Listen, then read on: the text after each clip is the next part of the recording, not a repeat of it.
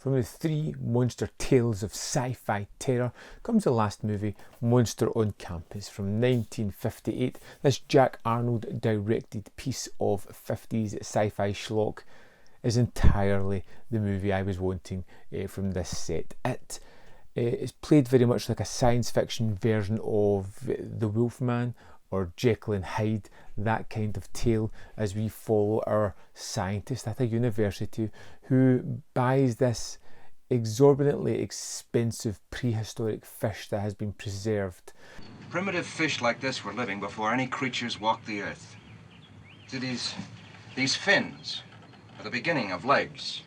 And when he gets it to his laboratory to do some work on it, he, would you believe it, accidentally cuts himself on one of the teeth of this ludicrously awesome looking fish.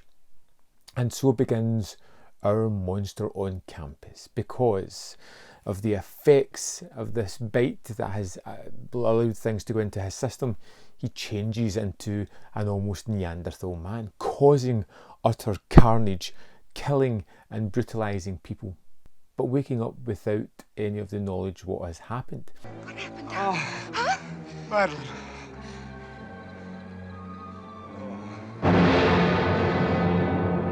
So he becomes our main protagonist as he's trying to discover what the heck's going on and who is behind these brutal attacks, not really realising that it's actually himself. And I like this a lot because of the sort of darker overtones that it had. For a movie that came out in the late 50s, is particularly violent. Someone gets a hatchet to the face. A woman is dragged around by her hair, in fact hung up by her hair. At certain points people die, and even though it's called Monster on Campus, it takes itself away from there for the last final third of the movie, which is really excellent as well. As we follow our main character of Donald, the scientist at the heart of this, and his love interest Joanna, he is a man kind of driven by the history and the evolution of man. He's looking at past items to see if he can get any insight into the way that man worked there, which brings the prehistoric fish into it, which obviously brings that a strange virus with it, which not only affects him but other things as well. There is a wonderful moment of a dragonfly that lands in the fish, feeds a little bit, and then comes back later on about 1.5 feet long as they're trying to catch it. It's wonderfully hokey, but it's incredibly well done and just so much fun to watch and see doing what it's doing. Let's go. Easy. Now!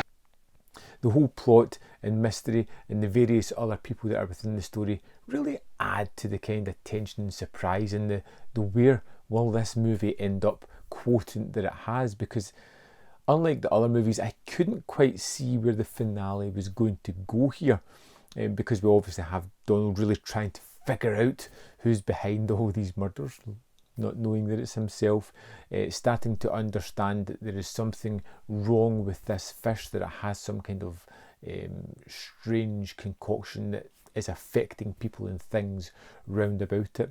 And in the final third of the movie, he goes away to a cabin in the woods. He's ostracised from his work. He's seen as almost someone that's losing their grip on sanity.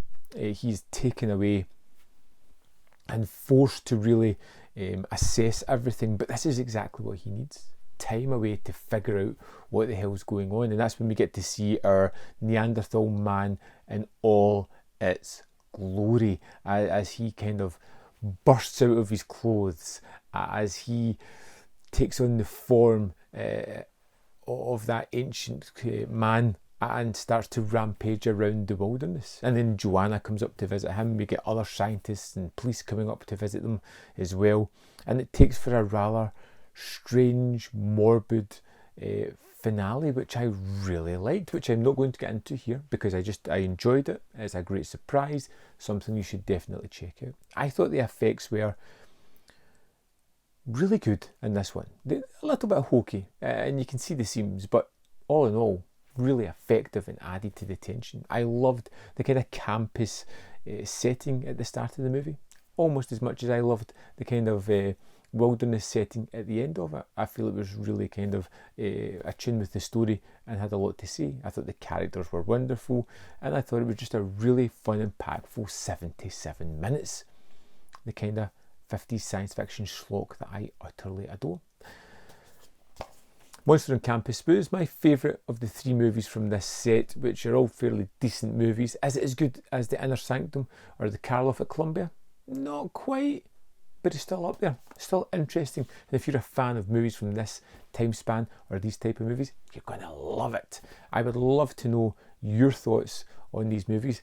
You can see other content up here if you want to. If you want to hit that like button, I know you love 50 science fiction stuff, and I may do more of that. And if you really want to support me and the channel, you can join the membership program or Patreon for as little as 99p a month, 25 pence a week, which really helps the channel, and I'd appreciate it.